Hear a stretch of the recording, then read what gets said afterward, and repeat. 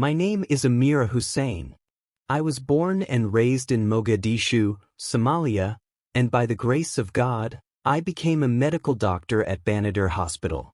Life in Somalia has never been easy, but God gave me a heart to care for people and a desire to serve through medicine. Many years ago, I married Imam Salim Abubakar, a respected religious leader in our city. He was known for his calm nature, his devotion to Islam, and his wisdom in settling disputes. I was his first wife, and I married him before he became so widely respected. From the beginning of our marriage, he treated me with a kind of respect that I could not fully understand. He always said that I was his crown, and even though he later married 3 other women, he never allowed anyone to dishonor me. Whenever he was about to marry another wife, he would call me into his private room and tell me clearly that no one should ever disrespect me. He said he would not tolerate any voice raised against me because I was the first, and in his words, the pillar that held his family. I was older than the other 3 wives, and perhaps more experienced in life. I had a profession, and I had seen the struggles of our people. My position in the family was unique. Even though we lived in a polygamous setting, there was peace among us. Our home was full of laughter, children running around, and women supporting one another. Imam Salim did his best to be fair to everyone, but still, I always knew he gave me a certain kind of love and respect. He never failed to remind the others that peace in the family started with how they treated me. This gave me a sense of honor, but also a quiet burden. I knew I was being looked upon not just as a wife, but as an example to the others. Even though my life at home looked peaceful, I carried a hidden life that no one in my family knew about. As a medical doctor at Banadar Hospital in Mogadishu, I worked long shifts with patients from different backgrounds. It was at the hospital that something unexpected began to unfold. One of my colleagues was a Christian doctor named Dr. Grace, a Kenyan woman who had come to Somalia through a humanitarian organization. She was kind-hearted, soft-spoken, and always full of joy, even during stressful days.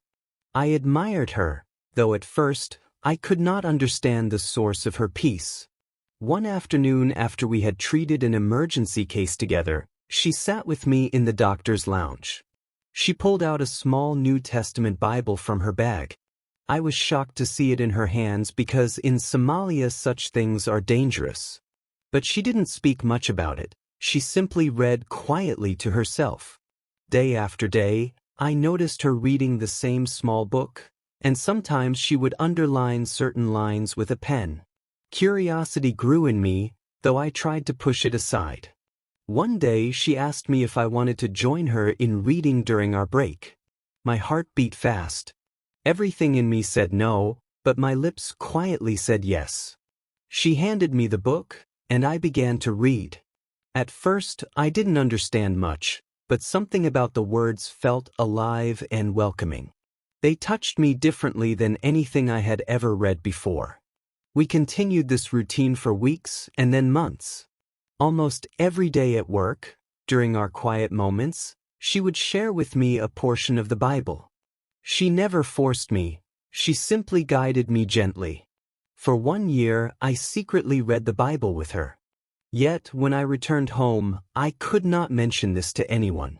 Not to Salim, not to my co-wives, not even to my children. I carried this hidden life like a secret treasure, fearing that exposure would destroy the peace in my home. But in my heart, I began to sense that God was calling me in a different way. It was confusing. I was the wife of an imam, respected in the community, yet secretly learning about Jesus in my hospital office. I wrestled with this every day, but I could not stop reading. Living in a polygamous family in Mogadishu had its challenges, but God gave us unusual peace in our home. One thing that made my role different was my profession. Being a doctor gave me financial stability, while my co-wives depended almost entirely on what our husband provided. Because of this, they often turned to me when they faced financial difficulties, and I never turned them away. If you haven't subscribed yet, Now is the perfect time. We'd be honored to have you join this growing community of seekers and truth lovers. Beloved, lean in and watch closely. Every moment of this testimony reveals how the unstoppable love of Jesus tears down lies, shatters false beliefs, and opens the door to the freedom we all long for. As you listen, we invite you to be part of the conversation. Tell us where you're watching from, and share how this journey speaks to your heart. Your thoughts and reactions don't just add comments. They help create a living dialogue where others can find hope, healing, and truth through stories like this. I remember one particular evening when Aisha, the second wife, came to my room. She looked worried and nervous. After sitting down, she finally told me that her son needed school fees and she had no way of paying. I could see the tears in her eyes as she explained that she told Salim but she noticed he didn't have at the moment and she didn't want to burden him. Without hesitation, I opened my purse and gave her the money. She hugged me so tightly, whispering that she didn't know what she would have done without me. That night, I felt an unusual joy because I knew I was not just a wife but also a helper in our family. Another time, Khadija, the third wife, came rushing to my hospital office. She was embarrassed, but she confessed that she owed money to a local shopkeeper who was threatening to shame her publicly. She said she had tried to save but could not. She begged me to help her.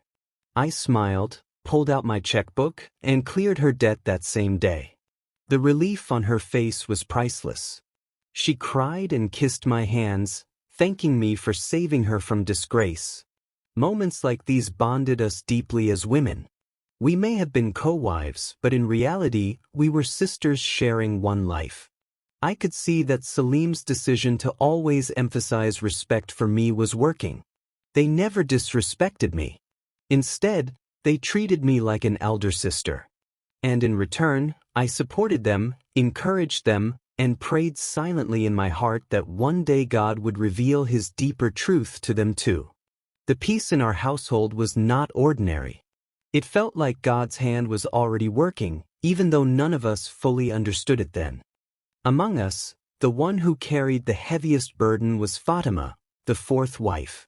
She was the youngest and most gentle of us all, but she had been struggling for years with child conception. In our community, a woman without children is often looked down upon, and I could see how this tore her apart inside. People whispered behind her back, and even though Salim defended her, the silent shame weighed on her.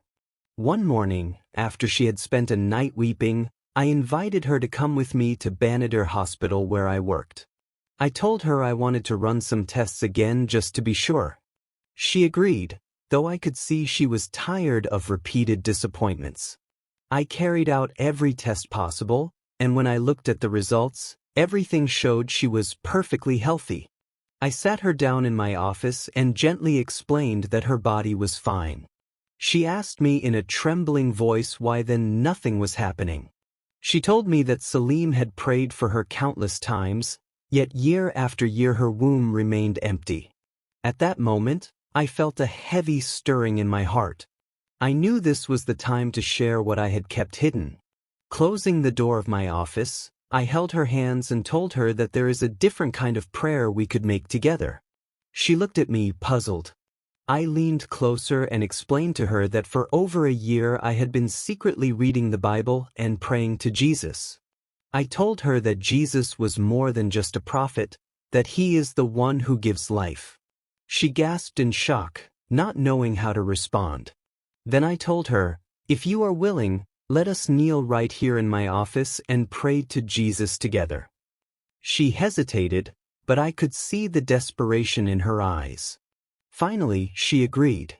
We both knelt on the cold floor of my office, and with trembling words, I prayed, asking Jesus to open her womb and bless her with a child. She wept like a child, whispering her heart to God in ways I had never heard from her before. From that day, she began to secretly pray to Jesus and read portions of the New Testament that I shared with her. She hid the book under her clothes whenever she came to the hospital.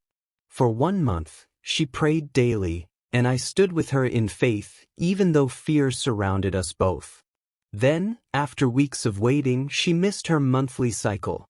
We tested her in my office, and for the first time in years, the result came back positive. She was pregnant. We embraced each other with tears of joy, both knowing deep in our hearts that this was no accident. It was Jesus who had answered our prayers. But we kept it between us, too afraid to share it with the rest of the family. That day, my faith grew stronger, though my heart trembled at the mystery of what God was doing in our family. Life in our home continued with its normal routines. The children laughed, the women cooked together, and Salim carried out his duties as an Imam in Mogadishu. But beneath the surface, God was already speaking in ways we could not fully grasp. One night, Aisha, the second wife, had a dream that left her unsettled. She saw a bright figure who revealed to her that she needed to urgently start interceding for her husband's life. She was told to invite God into the situation or else something very serious would soon happen to him, something that could cost him his life. She woke up shaking, but she did not understand the meaning of the dream. She tried to push it aside, telling herself that perhaps it was just her imagination. But the dream did not leave her mind. For 3 long weeks, she carried it silently, fighting against the unease in her heart. During those weeks, I noticed her often distracted, staring blankly during conversations. Sometimes I found her lost in thought while preparing meals. When I asked her what was wrong, she would shake her head and force a smile. I did not press further because I assumed she was dealing with personal matters. Then one morning, when Salim had traveled to Kismayo for a religious function, Aisha came to me privately. She looked exhausted, as though carrying a heavy weight. She sat down in my room and for the first time, opened up about her dream.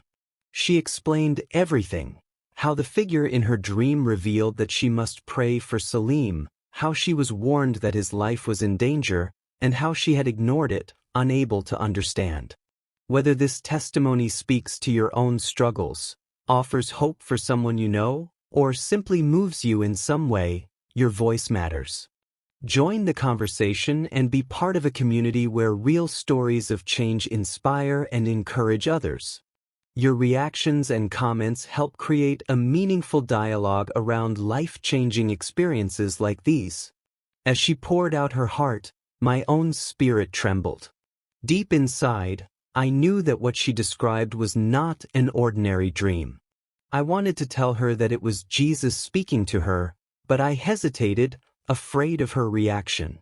I simply told her that dreams sometimes carry warnings and that she should not take it lightly. Before I could explain further, a knock came at our door. One of Salim's students entered with a pale face. His lips trembled as he delivered the devastating news. Our husband, Imam Salim Abukar, had died in a ghastly motor accident on his way back from Kismayo. The room spun around me. Aisha screamed and fell to the ground, wailing uncontrollably. My chest tightened, and tears streamed down my face as the weight of the moment crushed me. I knew immediately that the dream had been real, that God had spoken, but the warning had not been heeded. Our lives would never be the same again. The days after the accident felt like walking in a heavy storm. Our home, once filled with laughter and guidance, turned into a place of silence and sorrow. People came from every corner of Mogadishu to mourn Imam Salim. His students cried openly, the community leaders praised his work, and the mosque was filled beyond capacity during his burial prayers. He had been a pillar in our city, and now he was gone. For us, his wives, the pain was unbearable. Each of us grieved in our own way, but the weight seemed even heavier on Aisha. She looked broken, haunted by the dream she had ignored. Night after night, she barely slept, whispering to herself, "If only I had prayed." I watched her, torn inside, knowing that there was a deeper truth that had to be revealed. After the mourning period, I invited all 3 of my co-wives, Aisha, Khadija, and Fatima, into my room.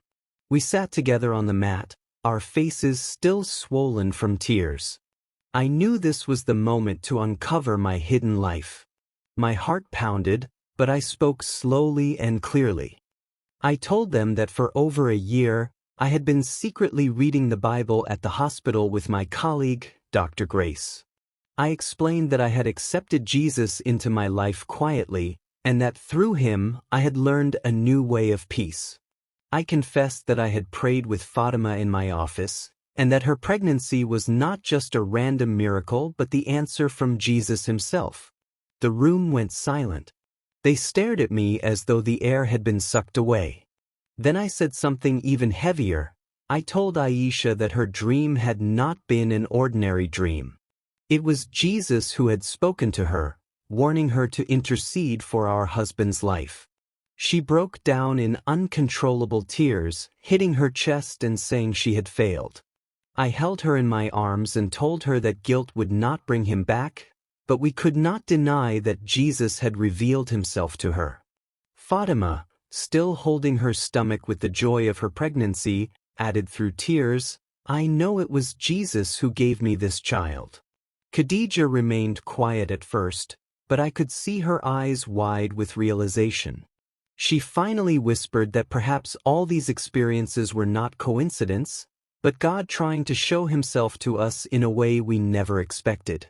That night, we all sat in silence, each of us aware that our lives were at a crossroads. Jesus had touched each of us in different ways, and now we had to decide how to respond. After the burial, the house that once echoed with Salim's deep voice now felt painfully quiet. Yet within that silence, something new was rising among us. One by one, we began to share how Jesus had touched our lives in ways that could no longer be ignored. Aisha was the first to speak. She confessed that she felt like the most guilty among us. She kept saying that Jesus had shown her the truth in her dream, but she had been blind.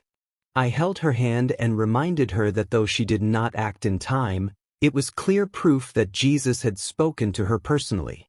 She wiped her tears and whispered that she could no longer deny him. Fatima, glowing with the life inside her womb, spoke with a trembling but joyful voice. She reminded us how she had struggled for years without success, and how everyone had blamed her for being barren. Then she told us that the day we knelt together in my office and prayed to Jesus was the turning point. She said she was certain that it was his power that opened her womb. She smiled through her tears, touching her belly, and declared that she believed he had done it for a reason. Even Khadija, who was the most reserved among us, began to open her heart. She told us how, even before Salim's death, she had often felt something was missing in her faith. She confessed that she had silently admired the way I carried myself with unusual peace and calmness, even when life grew heavy. Now, hearing the testimonies of Aisha and Fatima, she said she felt her own heart pushing her toward the same Jesus we spoke of. In those moments, our pain turned into conviction. We realized that Jesus had been speaking to each of us separately, weaving together a story we could not ignore. It was no longer about me alone carrying a hidden secret. Now, all four of us knew the truth, and we could no longer pretend it was coincidence. But fear also grew in our hearts. We knew Somalia was not a safe place for women to openly speak about Jesus, especially as the widows of a respected Imam.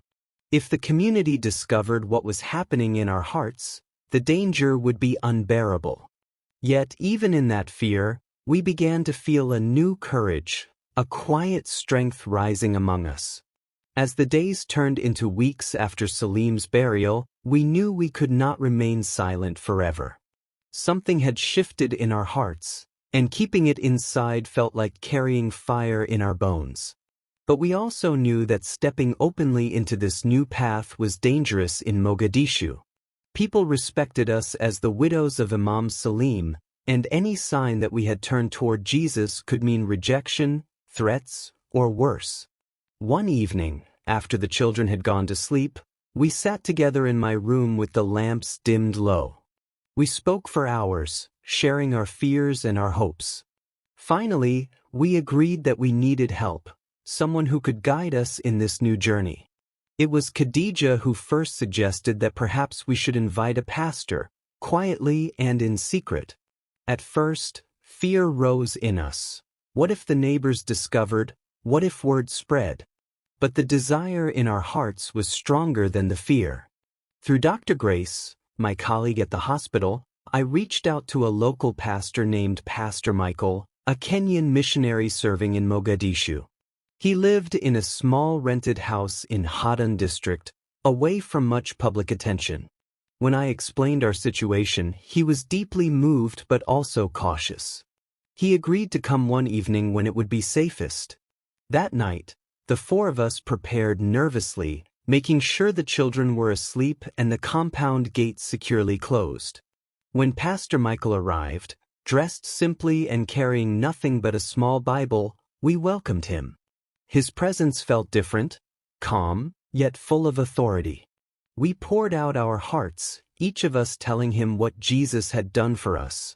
Aisha with her dream, Fatima with her pregnancy, Khadija with her hidden hunger, and myself with my long secret journey of faith. Pastor Michael listened carefully, tears in his eyes.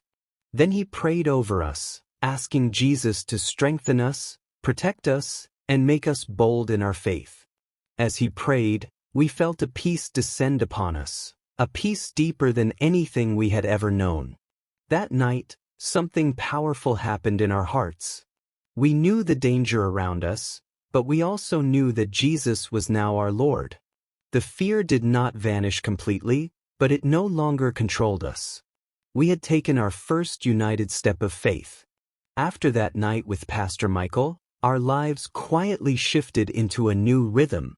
Outwardly, we remained the widows of Imam Salim, respected in the community, attending mosque events when required, and keeping our public image intact.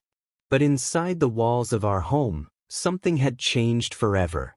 We had become followers of Jesus, bound together by testimonies too real to deny.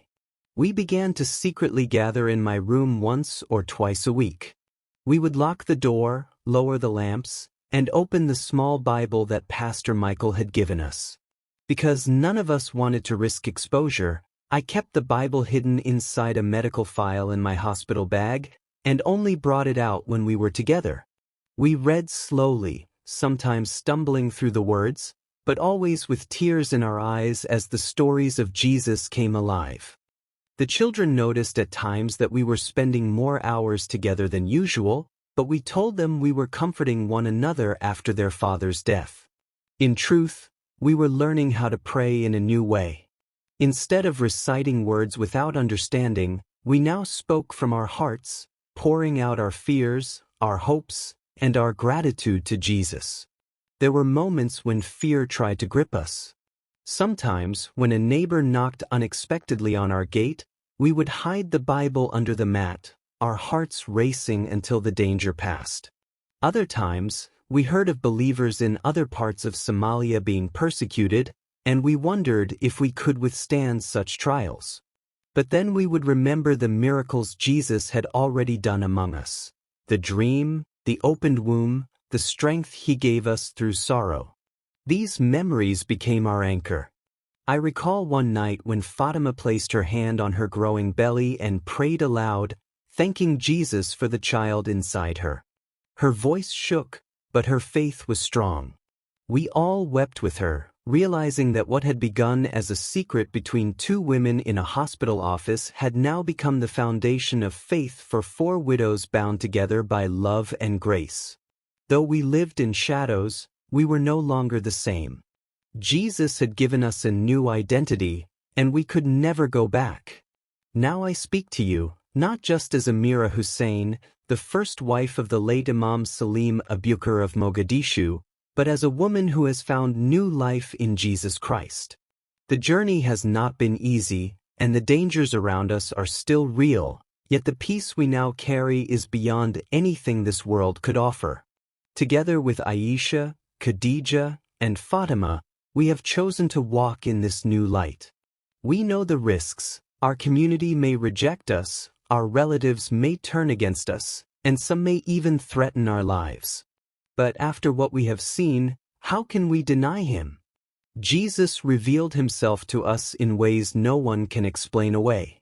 He spoke through a dream, he opened a barren womb, he gave us courage in our grief, and he has filled our hearts with a peace that no religion ever gave us.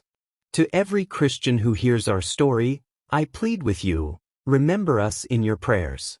Pray for the widows of Imam Salim in Mogadishu, Amira, Aisha, Khadija, and Fatima, that we may continue to stand firm in the face of trials. Pray also for our children, that they too may one day come to know this Jesus who has transformed our lives. And to every believer in Christ, no matter where you live, do not take your faith lightly. Treasure the Word of God, study it daily, and pray without ceasing. This is my testimony, our testimony, and I pray it brings faith, courage, and hope to your heart.